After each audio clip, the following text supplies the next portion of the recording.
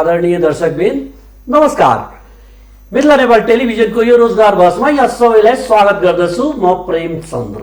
सधैँ चाहिँ आज पनि रोजगार बसभित्र रोजगारसँग जोडिएका श्रमिक, रोजगारसँग जोडेको श्रमदाता, व्यवसायी र राष्ट्र, यो तीनै कोणबाट बहस गराउने। आज हामी एउटा यस्तो कोणबाट बहस गराएछौँ जो राज्यपक्ष जहाँ छ। राज्य पक्षको कस्तो भूमिका रह्यो? संहिता आइसक्यो, देशमा 3 तहको सरकार छ। अब राज्य पक्षले गर्नुपर्ने भूमिका के हुनुपर्ने हो? विगत लामो समयको पर्खाइपछि रोजगार बहस भित्र हामी आज यस्तो अतिथि निम्त्याएछौँ जो एउटा जिम्मेवार ठाउँमा पनि हुनुहुन्छ। उहाँको राजनीतिक पृष्ठभूमि पनि धेरै लामो छ। नेपाल सद्भावना पार्टीदेखि 2044 सालदेखि राजनीतिक यात्रा सुरु गर्नुभएका र विभिन्न कालखण्डमा देशको जुन समय परिस्थिति परिवर्तन हुन्छ त्यहीसँग परिवर्तनलाई झेल्दै, त्यहाँको कठिनाइहरूलाई भोग्दै, नेपालको राजनीतिका पीडाहरू भोग्दै एउटा यस्तो क्षेत्र जो मधेस राजनीतिमा पछाडि पारिएको भनिन्छ, त्यहाँबाट उहाँ प्रतिनिधित्व गर्नुभयो। मधेसी जनताको लागि सङ्घर्षबाट थाल्ने गर्नुभएको, राष्ट्रकै लागि पनि उहाँ ठुलो सङ्घर्ष र नेकपाको केन्द्रीय सदस्य पनि हुनुभएछ। र त्यस्तै गरेर उहाँलाई एउटा अवसरको रूपमा जुन उपलब्ध गराइएको छ, जो पद उहाँलाई दिएको छ, मन्त्रीको एउटा सङ्घीय सरकारमा क्याबिनेट स्तरको मन्त्री हुनुहुन्छ। एउटा विकट परिस्थिति जुन सृजना भएको थियो नेपालमा श्रमको क्षेत्रमा, विशेष गरेर वैदेशिक रोजगार, जहाँबाट ठुलो मात्रामा रेमिटेन्स आउने गरेछ। 25% भन्दा बढी अर्थतन्त्रको हिस्सेदारी रेमिटेन्सले ल्याएको। त्यहाँ भएको अराजकता, त्यहाँ भएको अप्ठ्यारोपन, त्यहाँ भएका विगतका समस्या हामी रोजगार बहसभित्र विभिन्न समयमा तपाईहरुलाई देखाएका छौँ। त्यो सबै समस्याहरूलाई निर्मूल गर्ने उद्देश्यले उहाँमाथि एउटा विश्वास गरेर उहाँलाई जिम्मेवारी दियो। ती व्यक्तिलाई आज हामी आफ्नो स्टुडियोमा निम्ति आउन सक्षम भएछौँ। त्यो हुनुहुन्छ रामेश्वर राई यादवजी, श्रम मन्त्रीजी। उहाँलाई हामी आफ्नो स्टुडियोमा स्वागत गर्न चाहन्छौँ। स्वागत छ मन्त्रीजी तपाईँलाई। धन्यवाद। अहिले यो कोरोना काल, देश लकडाउन, राजनीतिक उतार चढाव चलिरहेको अवस्था, राजनीतिमा पनि अहिले ठुलो दक्षिण र उत्तरको बीचमा प्रतिस्पर्धा जस्तो लागिरहेको बीचमा श्रम मन्त्रालय भित्रको कामकाज कस्तो चल्दैछ? राम्रो छ। अहिलेको परिस्थितिमा यो लकडाउनको कारणबाट कोभिड-19 को प्रकोप बढ्दै जाँदा श्रम, रोजगार तथा सामाजिक सुरक्षा मन्त्रालय मा अलि जिम्मेवारी थपिएको अनुभूति भइरहेछ र त्यसको एउटा मुखियाको हैसियतले वा मन्त्रीको हैसियतले मेरो काँधमा पनि जिम्मेवारी थपिएको छ। विगतको दिनमा जतिखेर म मन्त्री पदको शपथ ग्रहण गर्दै गर्दा पहिलो भेटघाट जुन भएको थियो पत्रकार साथीहरूसँग, त्यतिखेर मलाई सम्झना छ तपाईसँग पनि एकचोटि त्यहाँ त्यो सिलसिलामा भेट भएको थियो र मैले त्यतिखेरै पनि भनेको थिएँ कि नेपाली युवाहरूलाई, नेपाली पाखुराहरूलाई हामी नेपालको धरती जोत्नमा नलगाएर बाहिर पठाउने जुन हामीहरू प्रयास गरिरहेछौँ त्यो गलत ट्रेन्ड हो। त्यसलाई बिस्तारै रोक्नुपर्छ। त्यो रोक्ने त्यतिकै रोकेर हुँदैन। त्यो पाखुराहरूलाई नेपालमा हामीले सदुपयोग गऱ्यौँ भने, नेपालको जमिन कोर्नमा लगायौँ भने, त्यो श्रम नेपालमै गर्न वातावरण दियौँ, युवाहरूलाई रोजगार दियौँ भने समृद्ध नेपाल र सुखी नेपालीको जुन हामीले परिकल्पना गरेछौँ त्यो हुन्छ भनेर मैले भनेको थिएँ। त्यतिखेर नभन्दै भगवान्ले सुनेछ कि क्या हो, कठिन परिस्थिति देशमा आइपुग्यो। दुनियाँमै एउटा कोभिड-19 को जुन एउटा आतंक फैलियो, त्यो सारा विश्व नै हल्लियो एकचोटि है। र कोरोनाले गर्दाखेरि हाम्रा दाजुभाइ दिदीबहिनीहरू जुन देश बाहिर थिए उनीहरूलाई पनि आफत पर्यो। त्यहाँ उनीहरूको सबै काम गर्ने कम्पनीहरू बन्द हुन थाले, बेरोजगार भएर उहाँहरूलाई खान बस्न पनि समस्या हुन थाल्यो। त्यस्तो अवस्थामा हाम्रो मन्त्रालयले सके जति ठाउँ ठाउँमा पैसा पठाएर एम्बेसीको मार्फत त्यो खाने बस्ने सेल्टरको व्यवस्था गर भने नेपालीहरूको लागि। त्यतातिर मन्त्रीजी हामी प्रवेश गरौँला। बिचमा यहाँनिर केही मन्त्रालयहरू, जति मन्त्रालय छ नेपाल सरकारको सङ्घीय मन्त्रालय, त्यो भित्रका केही मन्त्रालय कमाउने ठाउँ, केही मन्त्रालय खर्च गर्ने ठाउँ। शिक्षा मन्त्रालय, स्वास्थ्य मन्त्रालय जस्ता ठाउँहरूमा सरकारले खर्च गर्नुपर्ने देखेको छ, खर्च गर्छ त्यहाँबाट। र श्रम मन्त्रालयबाट रेमिटेन्सको रूपमा पैसा भित्र्याउने ठाउँ, कमाउने ठाउँ हो। त्यो राष्ट्रकै लागि आर्जन गरेन भने श्रम मन्त्रालयले आर्जन नगरिदिँदाखेरि राष्ट्र चल्न सक्दैन। 25% को रेमिटेन्स त्यो मन्त्रालयबाट आउने विगतको तपाईँलाई एउटा यस्तो अवस्थामा मन्त्रीमण्डलको जिम्मा दियो जति बेला यो मन्त्रालय साह्रै बिग्डेको अवस्था थियो। गोकर्ण विष्टसँग जुन अपेक्षा राखेका थिए ती अपेक्षामा उहाँले समस्या सृजना गरिदिनुभयो, समाधान गर्न सक्नु भएन। धेरै कुरा, चाहे त्यो मेडिकल बायोमेट्रिकको कुरा होस्, त्यस्तै गरेर चाहे त्यो सय कामदारवाला जति नियम उहाँ ल्याउनु भयो त्यो व्यवसायीको पक्षमा थिएन। व्यवसायी यदि व्यवस्थित भएन भने कामदार व्यवस्थित हुन सक्दैन, सबैलाई थाहा छ। यो समस्याको बीचमा यो मन्त्रालयमा जुन हुनुपर्ने थियो रिसोर्सेस, त्यो कतिको सहजता पाउनुभयो त्यहाँ? बडा राम्रो कुराको उत्थान गर्नुभयो तपाईँ। यो कस्तो छ भने म कुनै व्यक्तिको टिका टिप्पणी गर्न चाहन्न। गोकर्ण बिष्ट जो निवर्तमान मन्त्री हुनुहुन्छ उहाँ हाम्रो नेता पनि हो र यो पार्टीको एउटा पोलिट ब्युरो मेम्बरको हैसियतले उहाँ मन्त्री पनि हुनुभएको थियो र मन्त्री हुँदाखेरि उहाँले नयाँ नयाँ कामहरू धेरै गर्नु पनि भएको छ र यो मन्त्रालय र म्यान पावरको बिचमा धेरै कुराहरूको परिवर्तन गर्नुभएको छ। म उतापट्टि जान चाहन्न। उहाँ एउटा इनर्जेटिक युवा मन्त्री नै हुनुहुन्छ, म कदर गर्छु उहाँलाई, उहाँको काम व्यवहारलाई कदर गर्छु।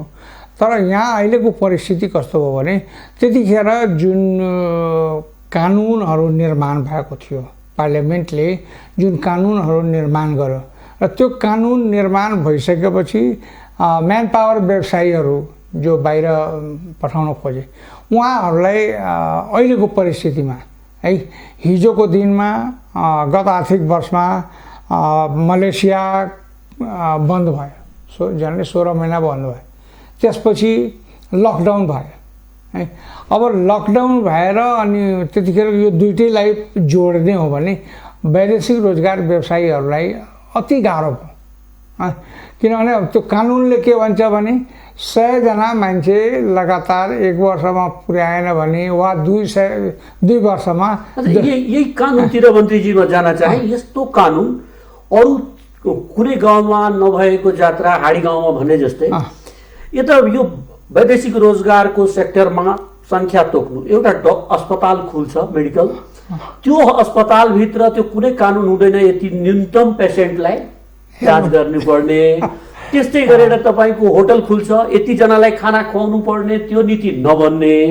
यो श्रमको सेक्टरमा जहाँनिरको विकल्प छैन। यहाँले जसरी भन्नुभयो कि आउँदो समयमा हामी आफ्नो युवालाई देशमै रोजगार दिन्छौँ, अहिलेको वर्तमान अवस्था छैन।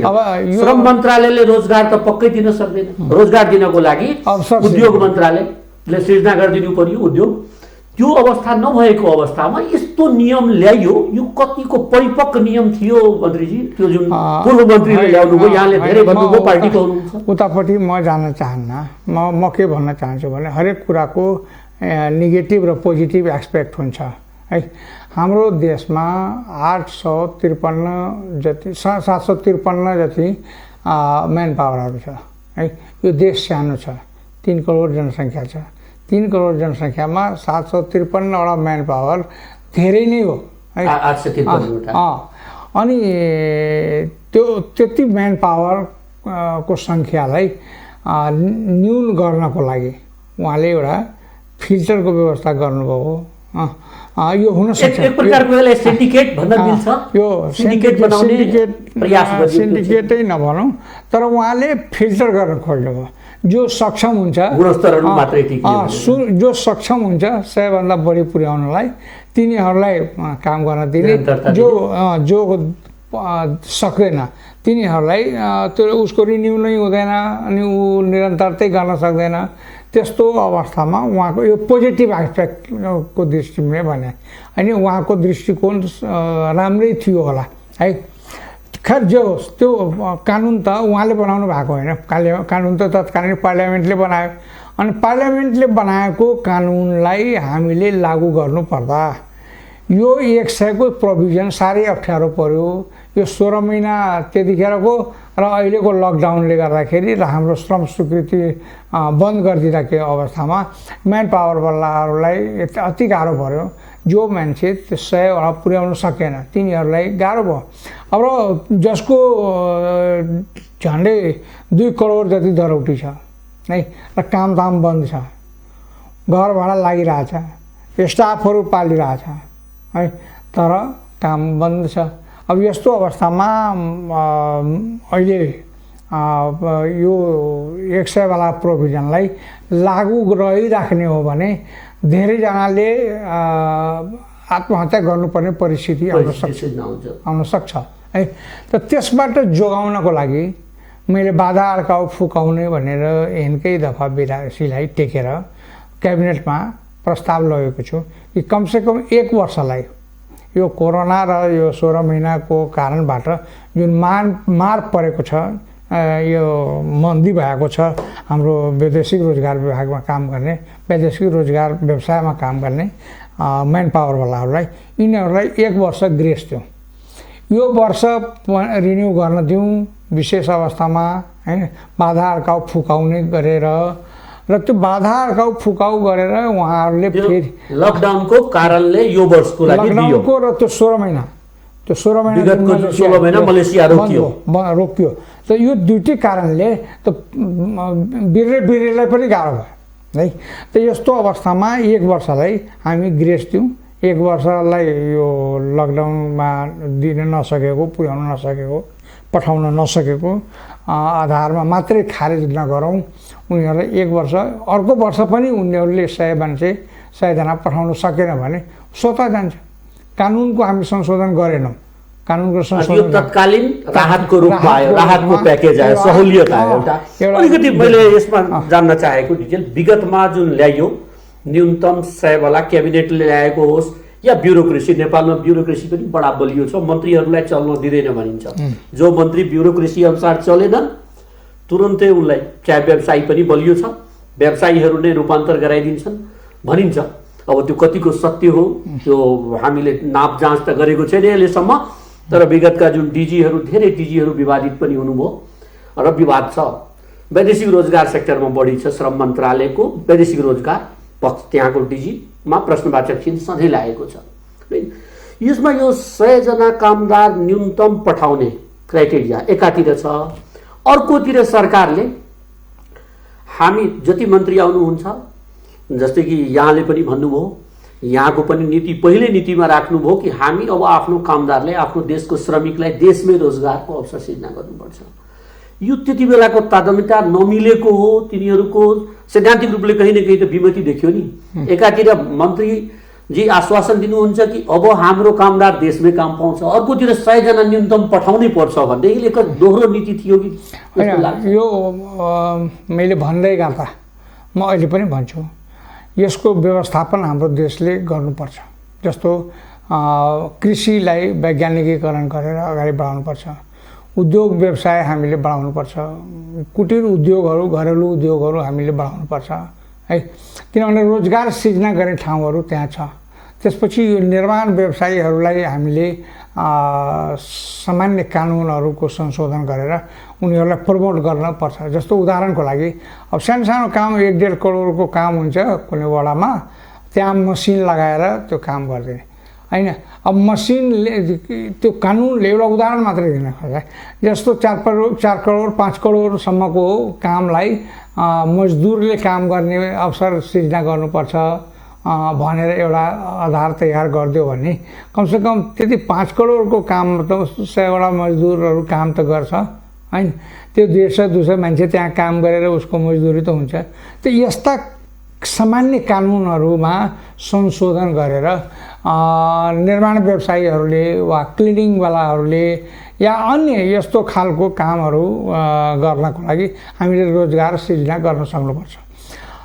मेरो पहिलो कुरा के छ भने श्रमिकहरू जो श्रमिक पाखुराहरू जति छन् तिनीहरूलाई पहिले स्किल दिउँ है। हामी औपचारिक रूपमा सातै प्रदेशमा स्किल सेन्टर खोल्ने है, हाम्रो ट्रेनिङ सेन्टरहरू खोल्ने र तपाईँलाई आश्चर्य लाग्ला यो देशमा 50,000 भन्दा बढी प्लम्बर बाहिरको काम गर्छ है। त्यो यो के भन्छ टाइल ओछ्याउने जुन काम हुन्छ तिनीहरू सबै बाहिरको हुन्छ है। ठुल्ठुलो हाइड्रो पावरमा बाहिरको काम लेबरहरू काम गरिरहेका हुन्छ है। यो हजारौँ हजार लाखौँ मान्छेहरू जुन बाहिरको काम गरिरहेका हुन्छ यहाँ इँटा मजदुरमा इँटा भट्टामा जानुहोस् एउटा पनि छिमेकी राष्ट्रबाट आएर काम गर्नेहरूको संख्या धेरै छ अहिले देखियो बोर्डरमा भिड। मेरो भनाइ के छ भने हामी कहाँ स्किल नभएर बाहिर जाने ट्रेन्ड पनि बढेको छ। अब केही हामीसँग केही ज्ञान छैन, कुनै कुरामा कन्फिडेन्स छैन, गएर बाहिर त्यो जुन काम भेट्यो त्यसैमा काम गर्न थाले। त्यसपछि त्यो लासहरू धेरै आउने जुन देख्नुहुन्छ त्यो पनि अनट्रेन्ड अनस्किल्ड मान्छेहरूको कारणबाट आउँछ। नेपालको कामदार जुन जान्छ त्यो अरू देशभन्दा अनस्किल्ड हुन्छ बढी मात्रामा, त्यो कारणले बढी एक्सिडेन्ट। त्यसैले अब पहिलो नेपालको मन्त्रीको हैसियतले म के भन्न चाहन्छु भने हामी साँच्चै नै नेपाललाई उँभो लगाउने हो भने सबभन्दा पहिले नेपाली कामदारहरूलाई स्किल दिने वातावरण बनाउनुपर्छ। अब त्यो स्किल भइसकेपछि यहीँ पनि काम पाउँछ है। यहीँ काम पाएपछि त्यो बाहिर जाँदैन। जस्तो यहाँ 101 होटलहरू बन्दैछ, त्यहाँ हस्पिटालिटीको सम्भावना छ, यहाँ निर्माण कामहरू ठुल्ठुलो भइरहेछ, त्यहाँ प्राविधिक कामहरू जो धेरै छ, यहाँ प्लम्बरहरूको धेरै काम हुन्छ, ठुल्ठुलो कामहरू भइरहेछ, यहाँ यो मार्केटिङहरूको कामहरू भइरहेको हुन्छ। त्यो सबै हामीले स्किल दियो भने ग्रासरुटमै यहाँ जागिरको अवसरहरू सृजना गर्ने।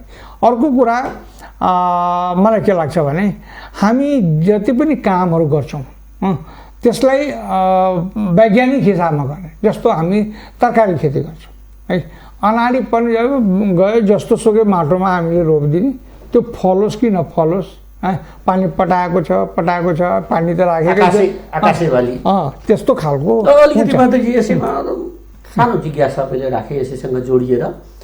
विगतमा नेपालको एउटा नीति निर्णय 2051-52तिर जब माओवादी द्वन्द्वकालको सुरुवात भयो, युवाहरू देशमा रहे भने यिनीहरू बन्दुक उठाउँछन्, राज्य पक्ष विरुद्ध लड्न सक्छन् भनेर राज्य पक्षले नै एउटा सिस्टम बनाएर विदेशतिर डोर्याउने एउटा बाटो खोलिदियो।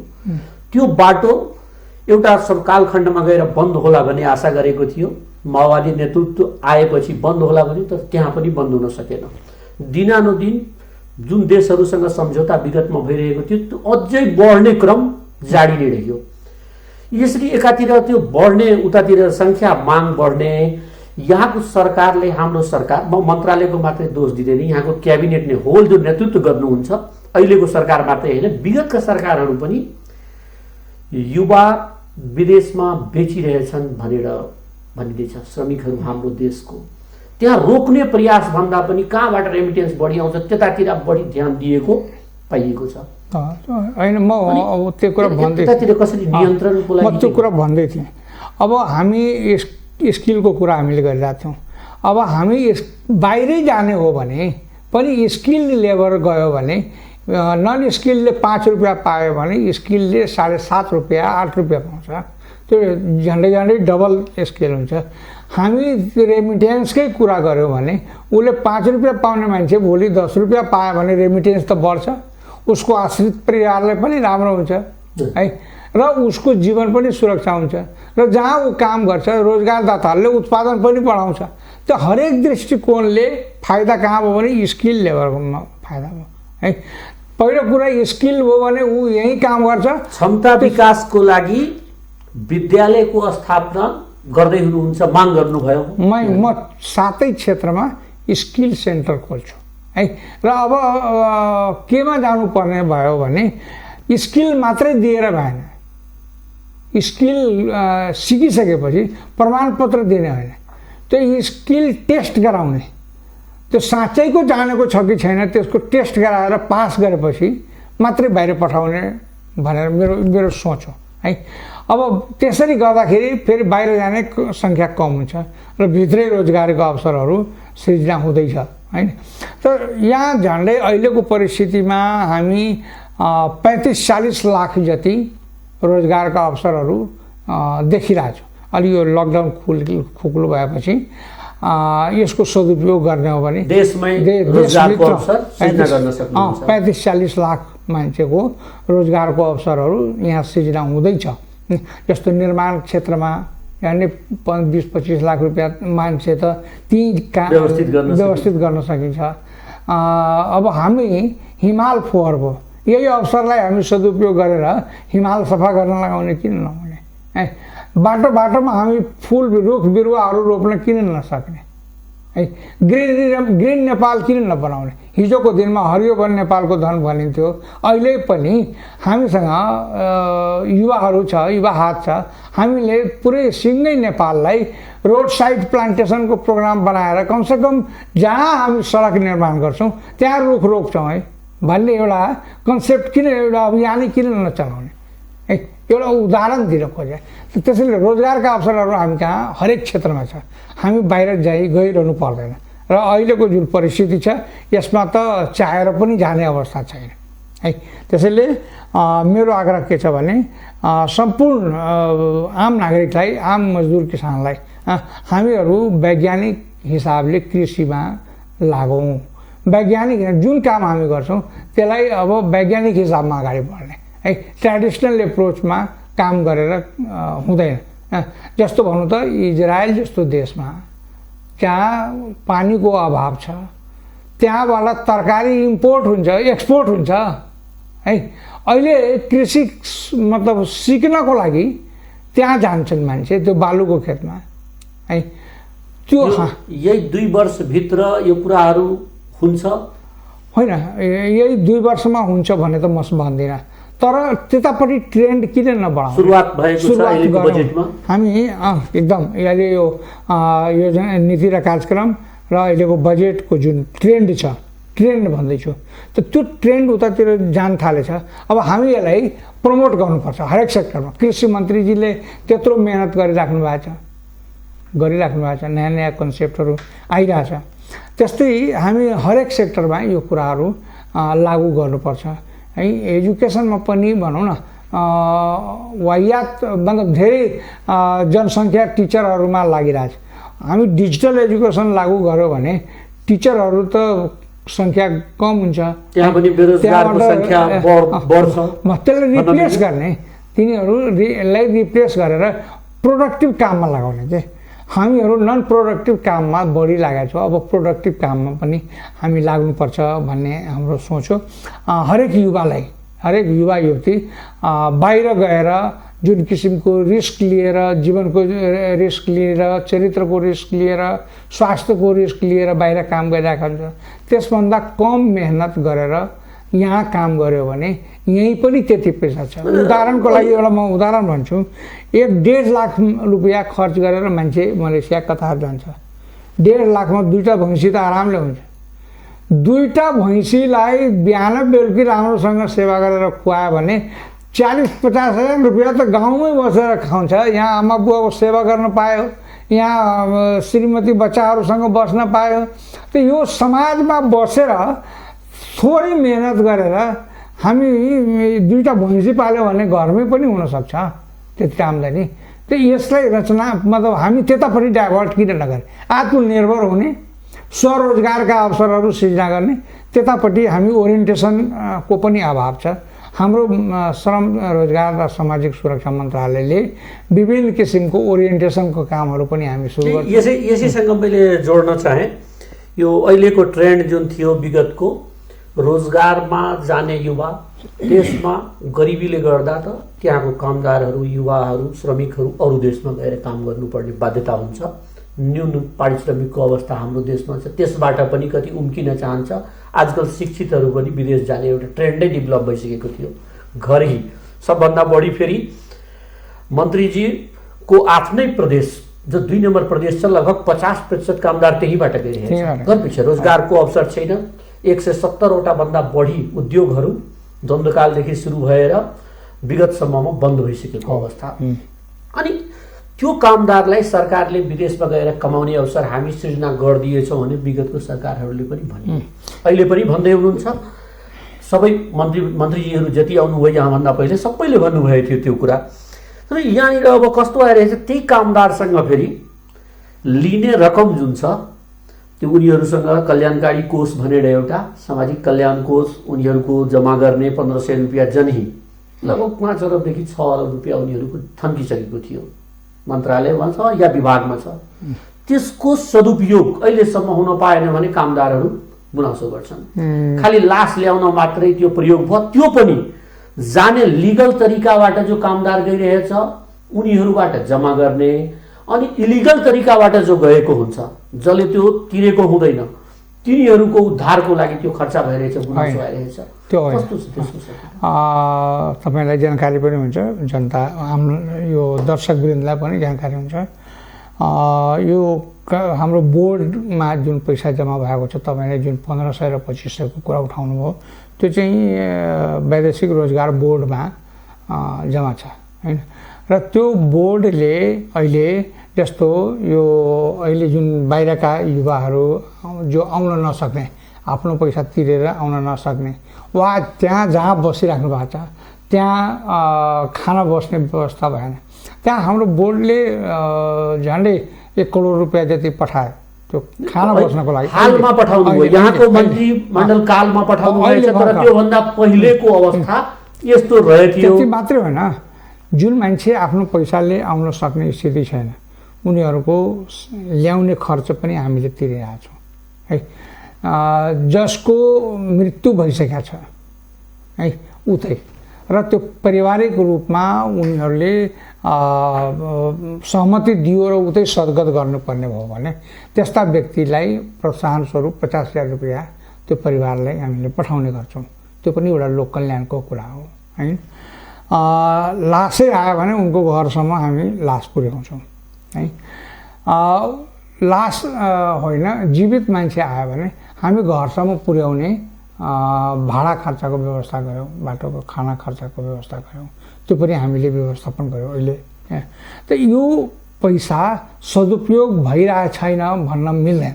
अहिले हामी झन्डै मलाई लाग्छ त्यो 30-35 करोड भन्दा बढी नै खर्च हुने सम्भावना म देखिरहेको छु है। अहिले पनि त त्यो क्रम जारी छ नि त, मान्छे आउने क्रम बढेको ल्याउनमा सबै गरिरहेको छौँ। अब यो 50 करोड लाग्न सक्छ, 1 अरब लाग्न सक्छ भनेपछि त्यो मजदुरहरूकै पैसा हो र त्यो मजदुरहरूकै कल्याणमा खर्च हुनुपर्छ। त्यसलाई कसैले व्यक्तिगत रूपमा प्रयोग गर्दैन। अब होल्डिङ सेन्टरदेखि घरसम्मका सम्पूर्ण एयरपोर्टदेखि होल्डिङ सेन्टर र होल्डिङ सेन्टरदेखि क्वारेन्टाइनदेखि घरसम्म पुर्याउने काम हामीले गरिरहेछौँ है। जिउँदो आयो भने, मरेर आयो भने लास हामी घर घरमा पुर्याइरहेछौँ है। अहिले त हाम्रो काम त लास डुबाउने पनि हो नि एउटा होइन। त त्यो मतलब भनाइको अर्थ कि त्यो मजदुरहरूलाई कुनै पनि किसिमले समस्या नपरोस्, उसको नेपालभित्र आइसकेपछि पनि उसको स्वाभिमानमा, उसको भावनामा कतै चोट नपरोस्, आफ्नो मातृभूमिमै अपमानित हुनुपर्ने अवस्था नपरोस् भन्नको लागि हामी कुनै कसर बाँकी राखेन। यो विगतमा अलिकति कुराहरू यस्तो आयो कि जो कामदारहरू विदेशबाट फर्किन चाहनुहुन्छ उहाँहरू आफ्नो टिकट लिनुपर्ने, र त्यो टिकटमा पनि जुन भाडा दर छ त्योभन्दा 4 दोब्बरसम्म बढी लिएर यहाँ ल्याउने कुराहरू व्यापक रूपले अलिकति हामी कहाँ काम कम हल्ला बढी हुन्छ। हामी सम्पूर्ण त्यहाँ एम्बेसीहरूलाई परिपत्र गरेका छौँ। परराष्ट्र मन्त्रालय एकदम सक्रिय छ यस मामलामा, र हाम्रा श्रम सहचारीहरू पनि जिल्लामा त हरेक देशमा छन् जहाँ जहाँ त्यो उनीहरूलाई निर्देशन दिएको छ स्पष्ट रूपमा कि कुनै पनि हालतमा कुनै पनि श्रमिकहरूलाई कुनै पनि किसिमले समस्या आउन नदिने है। र त्यहाँ लामो समयदेखि काम नपाएर बसेका, शारीरिक रूपमा अशक्त भएका गर्भवती महिलाहरू वा भर्खर बच्चा पाएका सुत्केरी भएका जुन कठिनाइमा छन् तिनीहरूलाई हामीले सम्पूर्ण सहयोग गर्नुपर्छ। श्रम मन्त्रालयले त्यो गरे होला, गर्नुभयो होला, तपाईहरू त्यो बोर्डबाट गर्नुभयो होला। तर परराष्ट्र मन्त्रालयले एउटा सूची जारी गरेको थियो, भाडाको सूची। के छ परराष्ट्र मन्त्रालय र श्रम मन्त्रालयको बिचमा सहकारिताको अभाव या के कारण? भाडाको सूची त पर्यटन मन्त्रालय र परराष्ट्र मन्त्रालयले गरे होला है। श्रम मन्त्रालयको त्यो जिम्मेवारी होइन है। श्रम मन्त्रालयले नेपालभित्र आउन चाहने श्रमिकहरूको लागि म्याक्सिमम काम हामीले गर्ने र श्रम शोषण हुन नदिने, हामी त्यो आवश्यकताभन्दा बढी भाडा लिएर जाने अवस्था सिर्जना गर्नेहरूलाई हामीले रोकेका पनि छौँ। कतिपय कुराहरू त्यो तपाईँले भने जस्तै त्यो दोबर तेबर भाडा जुन प्लेनको भन्यो मैले नै रोकेको एयरपोर्टमा है। त्यस्तो गर्न पाइँदैन, श्रमिकहरूको शोषण गर्न पाइँदैन, श्रमिकहरूको न्यूनतम भाडा दरमा जाने वातावरण बनाए। यसैसँग अलिकति मैले जोड्न चाहे ऐन कानुनसँग बाझिएको कुरा व्यवहार र ऐनमा विगतमा नै मन्त्रीजीहरू बडा जोडले भन्नुभएको थियो मिडियाहरूमा आएर। त्यसपछि नीतिगत एउटा निर्णय पनि गरिदिनु हो फ्री भिजा फ्री टिकटको विगतको मन्त्रीजीहरूले। तर व्यावहारिक रूपले यहाँले अहिले पनि भन्नुभयो एउटा कामदार जान 1 देखि 1.5 लाख रुपियाँ लागिहाल्दो रहेछ। यो व्यावहारिक पक्ष, कानुनी पक्ष होइन। त कानुनमा उतातिर भनिदिने फ्री भिजा फ्री टिकट सरकारले, यतातिर जाने बेला त्यति लाग्ने। अहिले पनि लकडाउनको अवस्थामा पनि आउने बेला अब त्यो परराष्ट्र मन्त्रालयले ल्याओस् या तपाईँको अरू जुन पर्यटन मन्त्रालय छ जसले भाडाको दर रेट तय गरोस्, उहाँहरूको मिलीभगतमा तय भयो। यो के देखिएको? सरकारको नीति एउटा हुने, व्यवहार एउटा हुने, त्यो आएको हो कि के अरू केही छ यसमा? त्यस्तो होइन। पहिलो कुरा त के छ भने हामी यो फ्री टिकट फ्री भिसाको जुन कन्सेप्ट हो त्यसको गलत व्याख्या भइरहेको हुन्छ है। 10,000 को रसिद तिरेर मान्छेहरू गइराखेको छ व्यवहारिक रूप, मतलब कानुनी रूपमा। तर व्यवहारमा ठगिएका पनि छन् धेरै हैन। हामी त रसिद हेर्ने हो त 10,000 को रसिद छ जुन सरकारले स्वीकृति गरेको छ।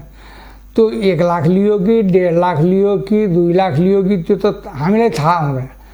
बोलाउँदाखेरि हामी छापा मार्यौँ कतिपय ठाउँमा, त्यो भन्दैन कोही है, त्यसको कुनै प्रमाण हुँदैन। यो ठगिनु पर्ने अवस्था छ है। त्यसको लागि पनि हामी अब नयाँ हिसाबले यसलाई मेकानिजम कसरी डेभलप गर्ने र कसरी कडाइका साथ यसलाई अलिकति कस्तो हो, यो व्यावहारिक पक्ष र कानुनी पक्ष अलिक फरक पर्यो। कानुनी रूपले 10,000 मा कोही पनि पठाउन तयार छैन। त्यसलाई भिजिबल बनाउनु पर्छ है।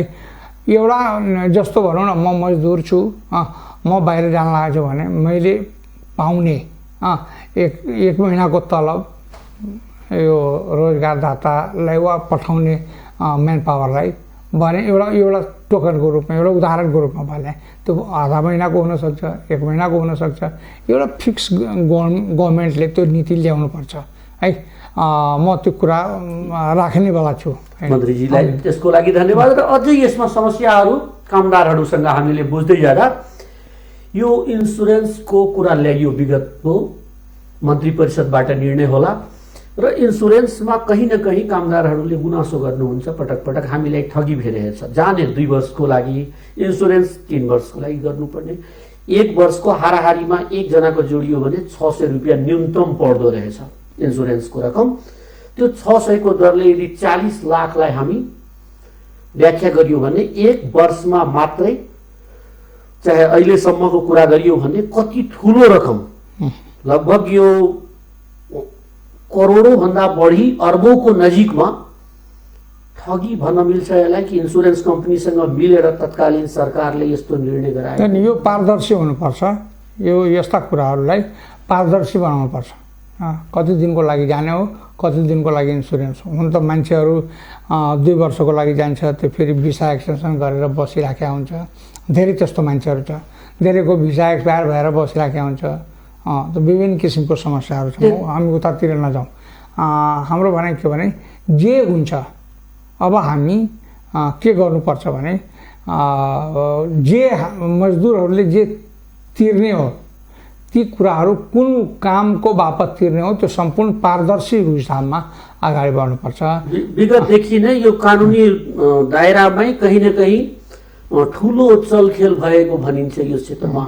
लाग्छ यहाँ त अब मन्त्रालयमा बसेको पनि भइहाल्यो, अनुभव पनि गर्नुभयो होला, कहीँ न कहीँ छ त्यो ग्यापिङ छ, लेकिङ छ। होइन, त्यो धेरै कुराहरू सुधार्नुपर्ने छ। तपाईँले भनेको ठिक हो, धेरै कुराहरू सुधार्नुपर्ने छ। श्रम मन्त्रालयले गर्नुपर्ने काम अझ धेरै पनि छ। तपाईँलाई म एउटा जानकारीको लागि पनि राम्रै हुन्छ। म अहिले श्रम मन्त्री भइसकेपछि एउटा श्रमिक सूचना ब्याङ्कको साह्रै अभाव रहेछ है।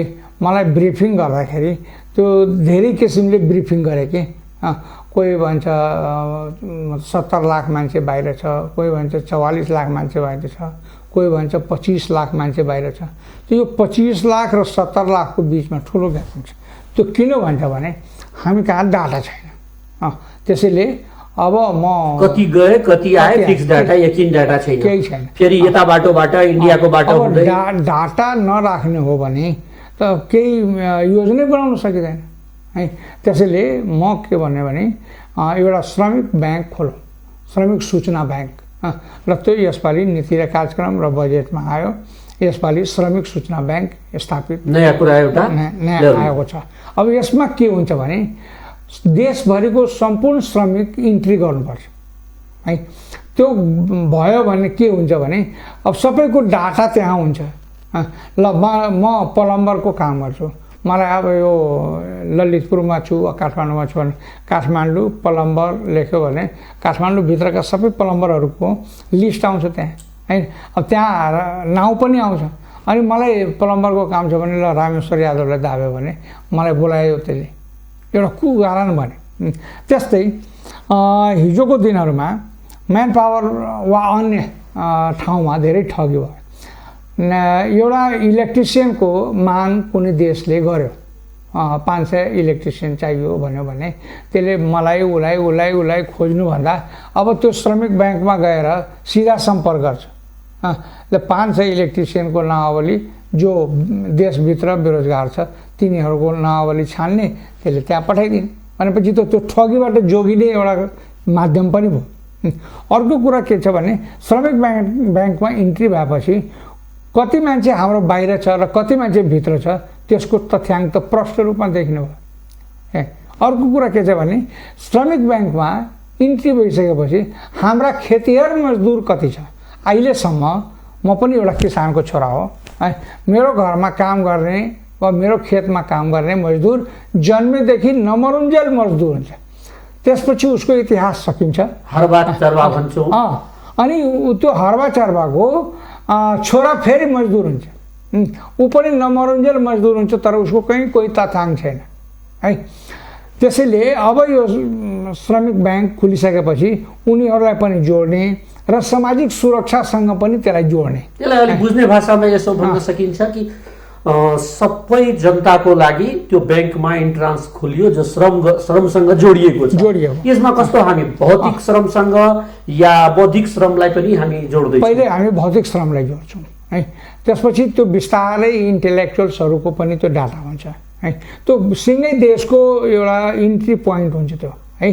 त्यसमा सबैको तथ्याङ्क हुन्छ, सबैको हिस्ट्री हुन्छ। त्यसमा तपाईँको नाम, ब्लड ग्रुप, फल्ना चिल्ना सबै हुन्छ। त्यो फिजिकल पोजिसन के छ त्यो सबै हुन्छ।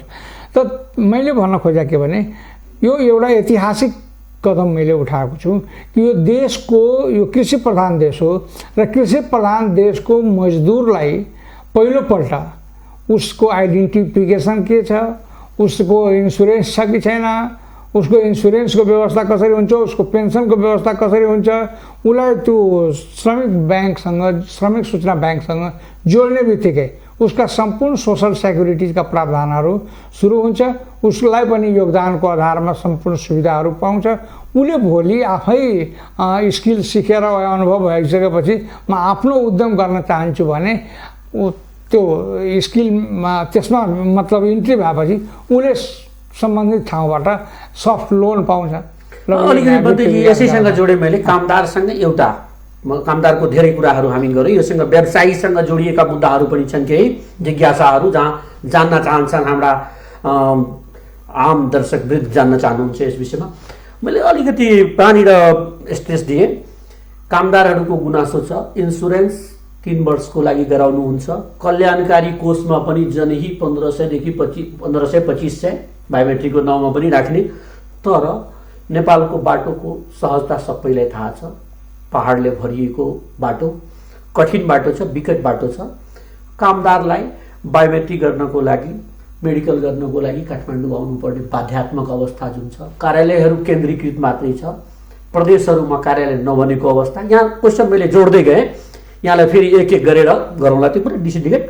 तर त्यो कामदार एउटा सबभन्दा बढी फेरि यहाँको प्रदेशबाट कामदार जाने हुनाले जनकपुरबाट आइरहेको कामदार कोही बाटोमा मुगलिनभन्दा माथि उक्लेपछि गाडी एक्सिडेन्ट हुन्छ, त्यसको देहावसान हुन्छ या कुनै दुर्घटना हुन्छ, ऊ आइरहेको थियो विदेशमा रोजगार गर्नको लागि, मेडिकल गराउन या अरू प्रयोजनको लागि आइरहेको थियो।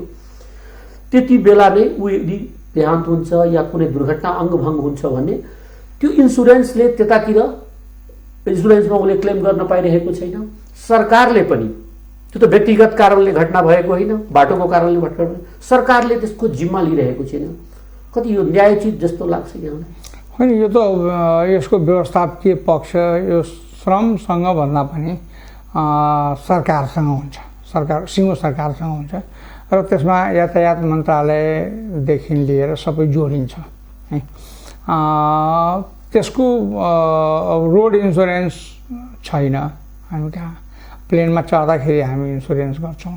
अब यो सामान्य यातायातको पनि सवारी दुर्घटनाहरूलाई इन्स्योर गर्यो भने त्यसबाट जोगिने वातावरण बन्न सक्छ। अब अहिले मधेसबाट आउँदाखेरि धेरै बसहरू पल्टिरहेका हुन्छ, त्यो बाटोको विकटता छ, त्यसमा त्यो जिपहरू पल्टिराखेका देख्छौँ हामी। र त्यो इन्सुरेन्स थर्ड पार्टी इन्सुरेन्स गाडीको छ भने त्यसले पाउँछ, त्यो छैन भने पाउँदैन। त्यो त सर्वसाधारण पनि पाउँछ, आम नागरिक पनि पाउँछ। काठमाडौँमा जागिर गर्ने मान्छे पनि आइरहेछ त्यस्तो दुर्घटना, त्यो एउटा अलग पाटोको लागि मात्रै होइन। यता अब श्रम सेक्टर ऊ मात्रै मेडिकल गर्नको लागि काठमाडौँ आइरहेछ। होइन, त्यो ठिक हो, तपाईँले भने त्यो मेडिकल गर्नको लागि जुन काठमाडौँ आउने प्रचलन छ नि, त्यसलाई हामी के प्रयास गर्दैछौँ भने जसरी हामी ट्रेनिङ सेन्टर प्रदेशमा गर्दैछौँ त्यसलाई बिस्तारै मेडिकल गर्ने वा अन्य ट्रेनिङ गर्ने कामहरू पनि प्रदेशमै हामीले गराउने वातावरण निकट भविष्यमा प्रदेशमा हामी सबैलाई त्यो डिसेन्ट्रलाइज गर्छौँ र त्यसको लागि त्यो अधिक से अधिक श्रमिकहरूलाई अधिक से अधिक सुविधा होस्, उनीहरू अलिकति कम्फर्टेबल फिल गरोस्, त्यस्तो वातावरण हामी निकट भविष्यमा बन्दैछ। धन्यवाद। यसैसँग अलिकति अब जोडिएको अलि श्रमिकभन्दा माथि गए भने व्यवसायीहरूको पनि गुनासोहरू हामी कहाँ आइरहेको हुन्छ। रोजगार बहसभित्र उहाँहरू आएर धेरै गुनासो गर्नुभएछ। दोष एकै पक्षलाई दुई पक्षलाई भन्दा पनि सबै मिलेर देशलाई बनाउने भन्ने पहल रोजगार बहसको, त्यसभित्र यहाँसँग जोडिएको मुद्दा उहाँहरूको गुनासो छ। यो पहिलेको विगतको सरकारको निर्णय होला, न त क्याबिनेटको निर्णय हुन्छ। 2 करोड 4 करोड र 6 करोडको क्राइटेरियामा धरोटी रकम राख्नु हो। त्यो धरोटी रकम छँदैछ व्यवसायीहरूको जम्मा, रोजगार गर्न पाएन। त्यो व्यवसाय गर्न पाएन, रोजगारकर्ताहरू जान पाएन त्यहाँबाट भनेको, त्यहाँ रोकिएको अवस्था। त्यस्तो अवस्थामा पनि उहाँहरूको गुनासो छ। यो लकडाउनले गर्दा उहाँहरू पनि पीडित हुनुभयो, त्यसको ब्याज पनि आइरहेको छैन।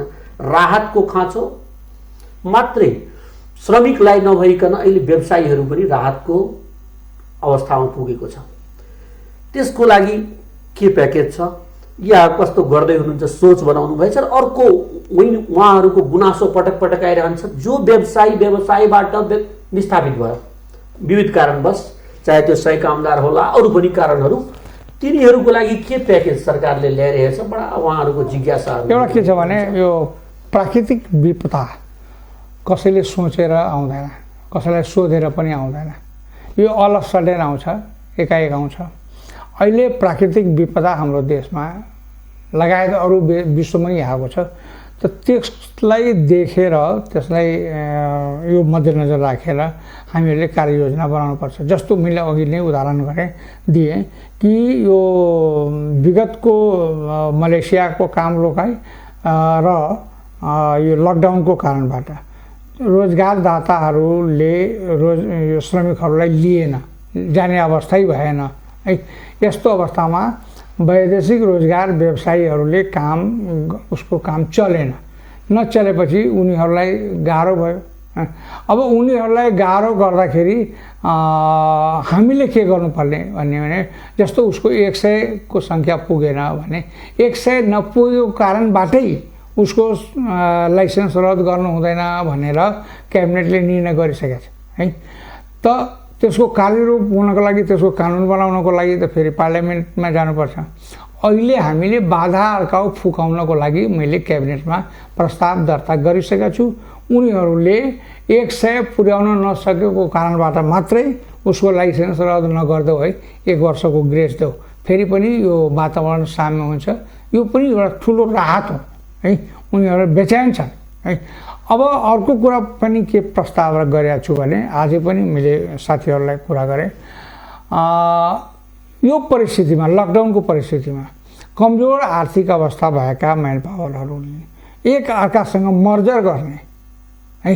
अब काम गर्न गाह्रो भयो, बरु मर्जर गर्ने र त्यहाँबाट धरौटीको रकमहरू जुन बाँकी छ त्यहाँ त्यो फिर्ता आयो भने अरू व्यवसायहरू तिर पनि हात बढाउने है। त्यो वातावरण बनाउनको लागि पनि आज पनि हामी वैदेशिक रोजगार व्यवसायको सबै पक्षहरूसँग कुरा गरेर मैले एउटा निकासको बाटो निकालेँ। त्यसमा सचिव, डिजी सबैले राखेर मैले कुरा गरेँ। त भनेपछि यो पनि एउटा राहतको प्याकेज हो, किनभने घटीमा 50 लाख त एउटा म्यान पावरको धरौटी छ नि हैन। 2टा म्यान पावर वा 3टा म्यान पावर मर्जर हुने बित्तिकै त्यहाँबाट पैसा निस्किने भयो है। र एउटा लाइसेन्स एउटा म्यान पावरमा जाने बित्तिकै 2टाको जुन पैसा निस्किन्छ 3 जनामा, त्यसको पनि त सेयरिङ गर्दा म्यानेजमेन्ट गर्दा। अनि यसमा विगतको जुन प्र्याक्टिस रहेछ कि यो धरौटी रकम 3 वर्षपछि मात्रै फिर्ता गर्ने, यो के परिवर्तन हुँदैछ? यो कुरा परिवर्तन होइन। त्यो कस्तो छ भने जस्तो तपाईँ विगतमा का वर्षहरूमा मान्छे उडाउनु भयो है, त्यो मान्छे फर्क्यो वा त्यसले काम पाएन भने उसले क्षतिपूर्ति कहाँबाट पाउने? त क्षतिपूर्ति तपाईँमाथि क्लेम गर्छ हैन। उसको तपाईँको धरौटी त्यो जुन फिक्स डिपोजिटमा छ 1.5 करोड जतिको, त्यो 3 वर्षसम्म किन फिर्ता हुँदैन भने त्यो 2 वर्षको लागि गएको छ, तेस्रो वर्षको लागि इन्सुरेन्स छ, तपाईँले अघि नै उठाइसक्नुभयो। त त्यस्तो अवस्थामा त्यो मान्छे नफर्कुन्जेलसम्म त्यो तपाईँको सुरक्षा व्यवस्था भयो।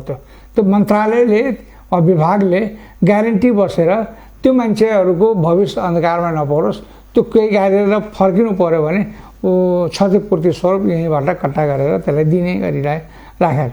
तर त्यसको लागि जुन नगद पैसाको धरौटी हामीले राखेको छौँ नि 50 लाख रुपियाँ, त्यो चाहिँ मर्जरमा गयो भने फिर्ता बढी हुन्छ। अलिकति कहिलेकाहीँ बजारमा आउने गरेको कुरा र यो मात्रै टिटक होइन, चिया गफ मात्रै नभइकन सिरियसली व्यवसायीहरू पनि कामदारहरू पनि कहिलेकाहीँ राख्नुहुन्छ यस्तो कुरा हामीहरूसँग। मैले प्रत्यक्ष पनि अनुभव गरेको, मेरै गाउँमा म जहाँ बसोबास गर्छु त्यहाँ नेपालैमा जीवन स्तरमा सुधार त आएछ कहीँ न कहीँ वैदेशिक रोजगारले।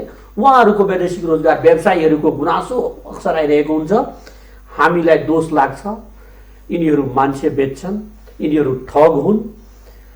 अब यस्तो ठग व्यवसाय हो, तर व्यवसायीहरूको कहीँ न कहीँ अरू सबै व्यवसायी, एउटा होटल व्यवसायी, एउटा मेडिकल व्यवसायी जो अस्पताल खोलेर बसेछ, त्यहाँ पनि त किडनी बेच्ने चलन भइरहेको हुन्छ, रगत बेच्ने चोड्नेदेखि लिएर किडनी चोड्ने घटना। तर त्यहाँको व्यवसायीहरू समय समयमा विभिन्न स्वास्थ्य मन्त्रालयबाट पुरस्कृत भइरहेका हुन्छन् कहिलेकाहीँ। तर यो सेक्टरमा अहिलेसम्म यस्तो देखिएको छैन कि कुनै म्यान पावर व्यवसायी राम्रो काम गरेको होस् र पुरस्कृत भएको होस्, सम्मानित भएको होस्। यो के कारण होला यो मन्त्रीजी? यसमा होइन, यो हाम्रो साइकोलोजिकल प्रब्लम छ, सामाजिक एउटा कुरीति नै हो। हामीले जो मान्छे जुन व्यवसाय गर्छ त्यो व्यवसायलाई सम्मान गर्न सक्नुपर्छ र उसको व्यवसायप्रति हामीले आदरको भावना राख्नुपर्छ है। अब यहाँ व्यापारमा यो वैदेशिक रोजगार व्यापार गर्ने मान्छेलाई ठग मान्छे बेचुवाको गर्छ। अब हामीहरू गाउँतिर छौँ, गाउँका किसान छौँ, यादवहरूले त्यो दुध दुहेर बेच्न आउँछ नि, ए गर्वा तिमी पानी त फेट्लै हो कि भन्नु है। भनेको त्यो एउटा ट्रेन्ड हो क्या, त्यो आखिर त्यो ग्वालाको हो त, त्यही काम हो, उसको रोजगार हो, त्यसप्रति हामी सम्मान व्यक्त गर्दैनौँ, हेपहाप प्रवृत्ति देखाउँछौँ है, त्यसलाई हेप्ने किसिमको। अब हामीले पानी किन्नु पऱ्यो भने एक बोतल पानीको 25 रुपियाँ 30 रुपियाँ तिरेर किन्छौँ, तर एक बोतल दूध किन्नु पऱ्यो भने 20 रुपियाँ 25 रुपियाँ तिर्न चाहँदैनौँ हामी है। महिनाभरि एक महिनापछि तिर्छौँ, एक महिनापछि तिर्छौँ, त्यो ट्रेन्ड छ नि हामी कहाँ। त्यसैले यो सामाजिक काउन्सिलिङको जरुरी छ हाम्रो समाजमा। हामीले सामाजिक रूपान्तरण गर्नुपर्छ। हरेक व्यक्तिप्रति हरेक व्यवसायप्रति एउटा पोजिटिभ धारणा राख्ने ट्रेन्ड डेभलप भएन है। नेताहरूको बारेमा पनि त त्यही हो नि है, यो नेताहरू ठग हुन्छ, नेताहरू त्यो हरेक कमेडियन कार्यक्रममा जानुहोस्, त्यसले नेतालाई गालीले गरेन भने उसको कमेडी नै चल्दैन है। तर नेताहरू पवित्र पनि हुन्छन्, एउटा शुद्ध मनले सेवा भावले काम गर्न खोज्छ, त्यो पनि त हेर्नु पर्यो है। त त्यो सामाजिक रूपान्तरण कसरी गर्ने है। कुनै सामाजिक कार्यकर्ता कहीँ काम गरिरहेछ भने त्यसलाई प्रमोट गर्ने, त्यसलाई उत्साहित गर्ने कसरी गर्ने। अब त्यससँगै पनि गलत कामहरू गराउने प्रयास हाम्रो समाजमा हुन्छ नि त त्यसबाट अलिकति गलत ट्रेन्डतिर मान्छे ढल्किन्छ। पुरानो संस्कारले गर्दा यस्तो एउटा अवस्था आयो। अब नयाँ एउटा चेन्ज हुन्छ र आउँदो समयमा कहीँ सम्मानित पनि हुन सक्ने अवस्था आउँछ। यहाँको मन्त्रीमण्डल कार्यकालमा यो कुरा होस् भन्ने हामी आशावादी छौँ। यससँग जोडिएर अर्को गुनासोहरू कहीँ कहीँ आइरहेको हुन्छ। यो यहाँले वैदेशिक रोजगार विभागलाई श्रम मन्त्रालयले, श्रम अहिले अब रोजगार तथा सामाजिक विकास मन्त्रालय जोडिएको छ, त्यहाँ वैदेशिक रोजगारसँग व्यवसाय गर्नेहरू बढी आफूलाई सकस महसुस गरिरहेको हुन्छ। मन्त्रालयसँग डराउने, विभागसँग डराउने, डिजी पटक पटक बोलाएर धम्की दिइराख्ने। तर त्यहीँनिर हाम्रै राष्ट्रमा पनि उद्योग सञ्चालन गरेका सञ्चालकहरू छन्। चाहे उद्योगका एरियाहरू जोनहरू नै क्लियर छ, हाम्रो विराटनगर वीरगन्जहरू, चाहे काठमाडौँमै हबहरू छ, त्यहाँनिर श्रमिकहरू त पीडित छन्, त्यहाँभित्र पनि पीडित भइरहेका छन्। त्यो भित्र श्रम शोषणदेखि लिएर उनीहरूको यहीँनिर गार्मेन्ट्सहरूको कुरा गर्ने हो भने अहिले लकडाउनको बेला पनि डल बनाउने कम्पनीहरू, सानो सानो जुन उद्योगहरू छ, त्यो भित्र श्रम शोषण अत्यधिक मात्रामा पाइएको छ। यहाँसम्म महिला कामदारहरूलाई झनै अप्ठ्यारो असहज अवस्था पाइएको छ। त्यहाँनिर अनुगमन नपुगेको हो विगतको मन्त्रीजीहरूको, या पुगेर पनि आँखा चिम्लिनु भएको हो? होइन, हामीहरू त्यसको लागि यो श्रम विभागलाई सक्रिय बनाउँदैछौँ। त्यो तपाईँको भनाइमा म पुरै विरोध गर्दिनँ है। श्रम शोषण ठाउँ ठाउँमा भएको छ र हाम्रो नोटिसमा भएकोलाई हामी छापा पनि मार्छौँ। त्यो श्रम अडिट गर्ने सिलसिलामा हाम्रा जिम्मेवार साथीहरू जानुहुन्छ, त्यो हेर्नुहुन्छ, त्यसको त्यो हिसाब फेरिस लिनुहुन्छ। तर त्यो सबैको निगरानी अहिलेसम्म भइसकेका छैन। म त्यसमा सहमत छु। म स्वयं श्रम मन्त्री छु, तर मलाई थाहा छ कहाँ कहाँ शोषणहरू भइरहेछ। त्यहाँ हामी छापा मार्न प्रयास पनि जारी राख्छौँ है। त्यसलाई न्यून गर्न सक्छौँ, अहिले पुरै अन्त गर्न सकिँदैन है। त्यो सामाजिक संरचना त्यस्तो छ, कानुनी जटिलता त्यस्तो छ। यसलाई बिस्तारै चिर्दै चिर्दै चिर्दै चिर्दै जानु। श्रमिकहरूले आफै पनि त्यो कुरा लुकाउने कुरा। अब त्यो तलब कति पाउँछ भन्दाखेरि उसले श्रमिक मापमानको जुन तलब छन् त्यो भन्छ, तर त्यति पाइराखेको हुँदैन। त यो कम्युनिकेसन ग्याप पनि छ र श्रमिकहरूलाई पनि त्यो मनोबल उँचो छैन अहिले है। त्यसैले यो सबै कुराहरू हामीले सामाजिक सचेतनाको अभावको कारणबाट भएको छ। यसलाई श्रमको अवसरको अभाव पनि भन्न मिल्यो। बढाउनुपर्छ। अलिकति अब वाइड क्षेत्रतिर हामी लागौँ। यहाँको मन्त्रीमण्डल काल सम्हाल्नुभयो। मन्त्रीमण्डल सम्हाल्ने बित्तिकै कोरोना कालले धेरै काम नगर्न दिए होला, तर जे काम गर्नुभयो त्यसमा अलिक सकारात्मकता पनि देखिएको छ। 7वटै प्रदेशमा तपाईँ जुन एउटा भन्नुभयो कि यसरी सिप विकासको लागि विद्यालयहरू हामी त्यस्तो क्याम्पेनहरू गर्छौँ, उनीहरूलाई ट्रेन्ड वर्कर तयार पार्छौँ र नेपालमा रोजगार दिन्छौँ, यस्तो पहलहरू। त्यस्तै गरेर उनीहरूको लागि ब्याङ्कको कुराहरू गर्नु, यो सकारात्मक एउटा पहल होला।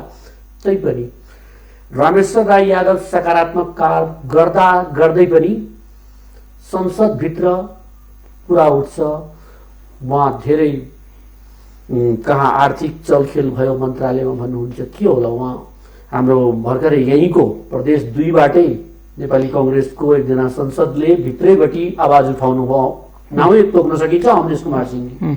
के रहेछ, व्यक्तिगत कुरा नमिलेर या केही त्यस्तो? त्यो म उहाँको दूरदर्शी चरित्र र अस्थिर मानसिकता है को उपज हो त्यो है।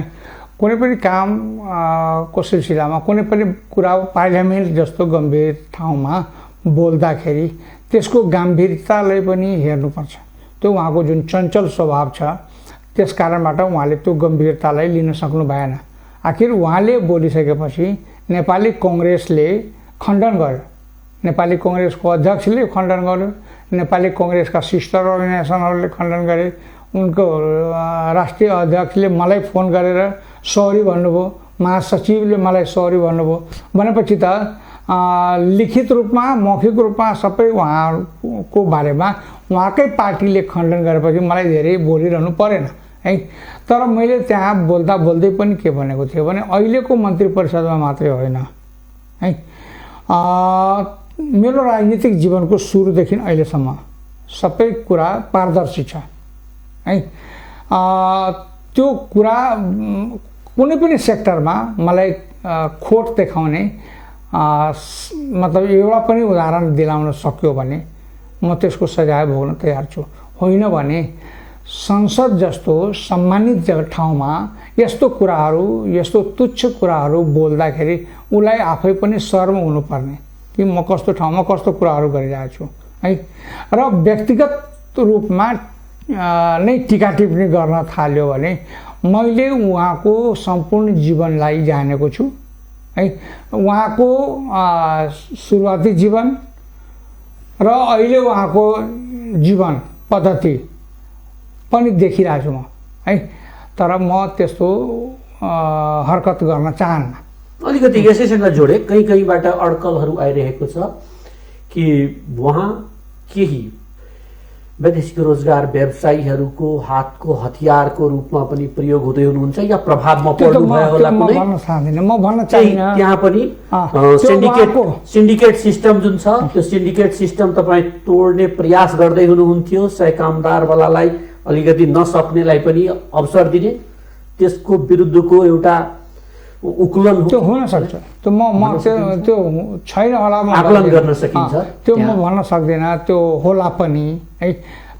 त्यस्तो खालको जो अस्थिर स्वभावको मान्छेहरू सजिलो गरी कसैको विश्वासमा पनि जान्छन् है, कसैको लागि पनि काम गर्छन्।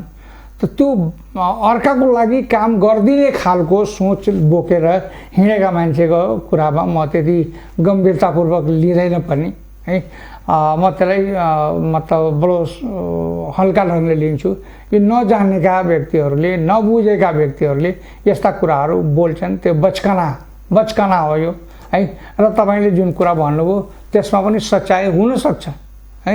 अब त्यो म यकिन साथ त भन्न सक्दिनँ, तर बाहिर मान्छेले बाहिर आइरहेछ यस्तो कुराहरू आउँछ। केही यो व्यवसायको सेक्टरमा केही ठुला माछाहरूले साना माछाहरूलाई निल्ने प्रयास गर्ने बेला आफू हतियार बनिदिने र यो नेताहरूको चरित्र, यस्तो ढुलबुले चरित्र जुन छ त्यो कहीँ देखाउनु भयो कि उहाँले प्रष्ट भन्न मिल्छ? होइन, मैले त्यो यकिन साथ भन्न सक्दिनँ। म त्यही लेभलको मान्छे होइन, म त्यो गैर जिम्मेवार कुरा गर्दिनँ। तर बाहिर त्यस्तो चर्चा छ, हामीलाई पनि कोही। अब यस्तै अलिकति यहीसँग जोड्न चाहे, विगतमा केही मिडियाहरूले त्यो वैदेशिक रोजगार बोर्डसँग जोडेको नियुक्तिमा पनि मन्त्रीजीलाई आक्षेप मात्रै गर्न खोजे हो कि केही सत्यता पनि त्योसँग थियो? त्यो नियुक्तिमा नियुक्ति त्यो दबावमा कुरो के छ भने त्यो बोर्ड भनेको मन्त्रीको अध्यक्षतामा बस्ने बोर्ड हो, त्यो वैदेशिक रोजगार बोर्ड, जुन पहिला हामीले कुरा उठायौँ कि यो मजदुरहरूलाई पर्ने समस्याको लागि अहिले जुन वेलफेयर का कामहरू भइरहेछ त्यो त्यही बोर्डबाट हुन्छ। त त्यो 25 जनाको बोर्ड हुन्छ है। 25 जनामा 5 जना मन्त्रीले मनोनित गर्ने हुन्छ है। त्यसमध्ये मैले 2 जना मान्छेलाई मनोनित गरेँ, बाँकी अरू खाली नै छ। त्यो 2 जना मध्ये दुईटै त्यहाँ श्रम मन्त्रालयसँग पहिलेदेखि जोडिएको मान्छे हो है।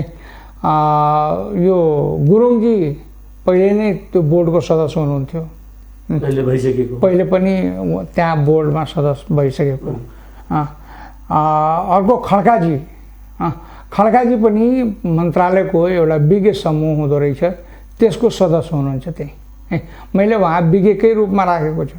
त त्यो निवर्तमान मन्त्रीज्यू वा विगतका मन्त्रीहरूको पालादेखि नै जुन मान्छे त्यहाँ विज्ञको रूपमा छँदैछ त्यसलाई म विज्ञको रूपमा मनोनित गरेँ। सहज होला काम गर्न, नयाँ मान्छे आयो भने सिक्नु पर्ने हुन्छ, त्यो हिसाबले अलिकति युवाहरूलाई प्रोत्साहन गर्नुपर्छ भनेर मैले त्यहीँको विज्ञ मध्येको एकजना युवालाई मैले सदस्यमा मनोनित गरेँ। त कौन सा अपराध गर्थे है। एकजना मान्छेले मलाई सोध्यो तपाईँले जस्तै कि त्यसमाथि मुद्दा चलेको थियो। ए बाबा मुद्दा चलेको थियो भने त त्यो मुद्दा सफाइ भइसक्यो, अदालतले त्यसलाई क्लिन चिट दिइसक्यो। त अदालतको निर्णयलाई पनि हामीले नमान्ने, त्यो क्लिन चिट अदालतले दिइसकेपछि त्यो कुनै अपराधी होइन है। त यस्तो अवस्थामा अलिकति यो वैदेशिक रोजगार क्षेत्रसँग सम्बन्धित जस्तो हेम गुरुङजी को ठुलो म्यान पावरहरू, ठुलो व्यवसाय छ, उहाँ एउटा वरिष्ठ व्यवसायी हुनुहुन्छ, वैदेशिक रोजगार व्यवसाय। त त्यो कारणबाट उहाँलाई पनि राखियो। उहाँको यो ओरिएन्टेसनको कामहरू पनि छ, उहाँको ट्रेनिङका पनि काम छ। त त्यो क्षेत्रबाट उहाँ विज्ञ भएकोले त्यो उहाँलाई राखियो। र यो बायोमेट्रिक सिस्टमलाई यो स्वास्थ्यको क्षेत्रको उहाँ अध्यक्ष भएकोले कैलाश खड्कालाई राखियो। त यो ठुलो बवन्डर गर्नुपर्ने कारणै छैन। मलाई के लाग्छ भने जुन व्यक्तिले मलाई रुचाउँदैन त्यो व्यक्तिले मेरो बारेमा खोट निकाल्न नसक्ने र यही बहानामा रामेश्वर राय यादवलाई डिमोरलाइज गरौँ भन्ने योजनाका साथ यसरी प्रस्तुत भएको हो कि जस्तो लाग्छ मलाई। रामेश्वरजी, हामी अब अन्ततिर आइसकेका छौँ। एकदम सर्टमा यति राखिदिनुहोस्, नेपालमा मधेसी मूलका मन्त्री भएपछि मन्त्रालय चलाउनु कतिको सहज र कतिको असहज, एकदम छोटोमा भनिदिनुहोस्। बडा संवेदनशील कुरा उठाउनु भयो तपाईँ। मेरो विगत मधेस आन्दोलनसँग जोडिएको त्यो भन्नुपर्दा मलाई अप्ठ्यारो लाग्दैन है। म अहिले कम्युनिस्ट पार्टीको केन्द्रीय सदस्य हुँ र कम्युनिस्ट पार्टीको सदस्यको हैसियतले मन्त्री छु। तर मेरो अनुहार, मेरो ब्याकग्राउन्ड त मधेसको छ नि। बोल्दाखेरि टोनहरू पनि अलिकति मधेसी टोन आइहाल्छ। 40 वर्ष सङ्घर्ष गर्नुभयो तपाईँ, लामो समय मधेस त्यसैले केन्द्रित गर्नु। त्यो कानुनी रूपमा भन्नुपर्दा कुनै फरक छैन, तर व्यावहारिक रूपमा भन्नुपर्दा कठिनाइ त हुन्छ नि। किनभने हामीसँग प्रत्यक्ष रूपमा जोडिएको ब्युरोक्रेसीमा मान्छे हुँदैन है। हामीसँग प्रत्यक्ष रूपमा जोडिएका यो उच्च पदस्थ मान्छेहरूको अभाव हुन्छ। त्यसैले हाम्रो भावनालाई ठ्याक्कै पक्रेर समातेर सहयोग गर्ने हातहरूको पनि कमी हुन्छ है। त्यसैले काम गर्न अलिअलि कठिनाइ त हुन्छ। तर जुन पार्टीमा म छु त्यो पार्टी अलिकति ठुलो र यसको दायरा पनि ठुलो, झन्डै 2/3 नजिकको भएकोले मलाई त्यति असजिलो त लागेको छैन।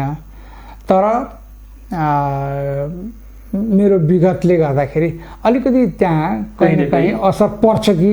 धन्यवाद मन्त्रीजी, आइदिनु भयो। हाम्रो बहुत अझै कुराहरू थियो बाँकी जो गर्नुपर्ने थियो, यहाँले गर्नुभएको र गर्दै हुनुहुन्छ। जुन लकडाउनसँग सम्बन्धित, प्रदेश 2सँग सम्बन्धित त्यो मुद्दाहरूको विषयमा फेरि यहाँसँग कुनै दिन हामी बसेर विशेष कुराकानी गरौँला। आजको समय बाध्यताले गर्दा यहाँसँग धेरै कुराहरू हामी गर्न सकेन। धन्यवाद। ल धन्यवाद तपाईँलाई। तपाईँले पनि यो अन्तमा यो अहिले लकडाउन चल्दैछ, लकडाउनसँग बडा एउटा अप्ठ्यारो परिस्थिति देशमा आयो। यहाँ युवाहरूमा निराशता छाएको छ, देशवासीहरू निराश छ, रोगले भन्दा भोकले मर्ने अवस्था आइसकेको।